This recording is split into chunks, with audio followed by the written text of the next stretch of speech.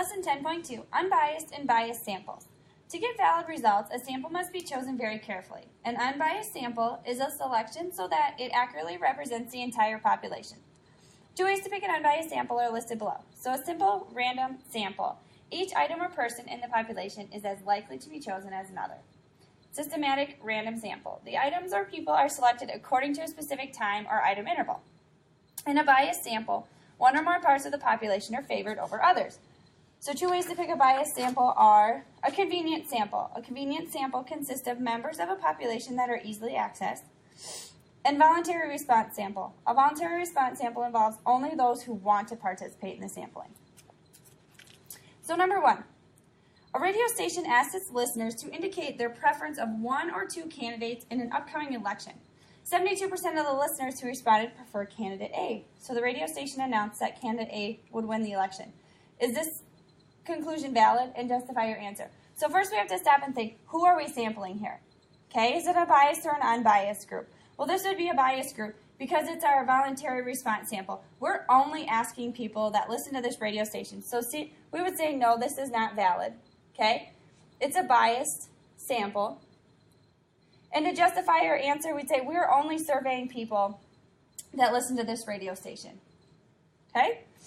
So the another thing we can do is use sampling to predict.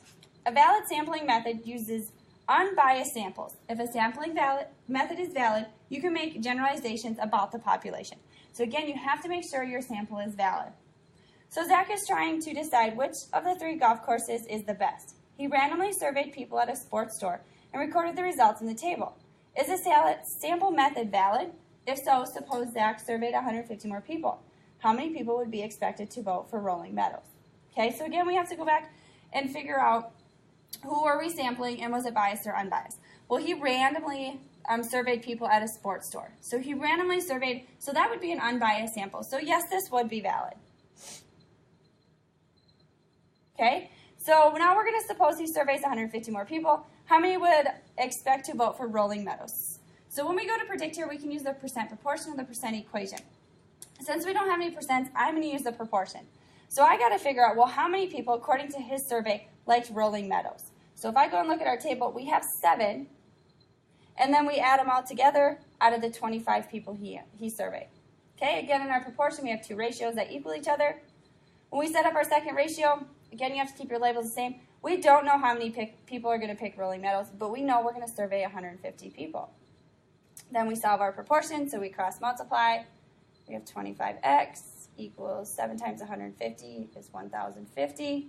Since we're taking 25 times x, we're going to divide by 25. So x equals 42. So we would say, based on his survey, 42 people are going to tell us that they would pick Rolling Meadows. Okay? Determine whether each conclusion is valid and justify your answer. So to evaluate the defect rate of its memory chip, an integrated circuit manufacturing tests every 100th chip off the production line. Out of the 10 chips tested, 1 chip is found defective. The manufacturer concluded that 3 chips out of 3,000 will be defective. So again, when we're trying to figure out, is this valid or unvalid, we have to figure out, well, what are we picking? Okay? How are we picking the people to survey, or in this case, the chips to survey? They're randomly picking 1 out of 10 chips. So again, it's a random survey, so this is valid. This would be an unbiased survey. Okay, and then to justify your answer, they are randomly surveying every 10th chip. Okay, so we're randomly picking 10 chips. We aren't just picking the first few. All right, number 4. Students who wish to represent the school at a school board meeting are asked to stop by the office after lunch. After lunch, 5 students wish to represent the school. Okay, so again, you have to stop and think, who are we surveying, who are we asking? Okay, what kind of sample are we taking? Well, this would not be valid. This would be unbiased because we are only asking for volunteers. And the only people that are going to show up are the ones that are going to want to be there. So to justify it again, it's because only the students that want to have their voice heard are going to show up to this meeting. Number 5, to determine if the class understood the homework assignment, the math teacher checks the top 3 papers in the pile of collecting homework. The teacher finds that all the students understood the homework assignment. Okay, so again, what are we looking at? Who are we asking? Well, the teacher just checked the top 3 papers of the math assignment and assumed everybody else understood it.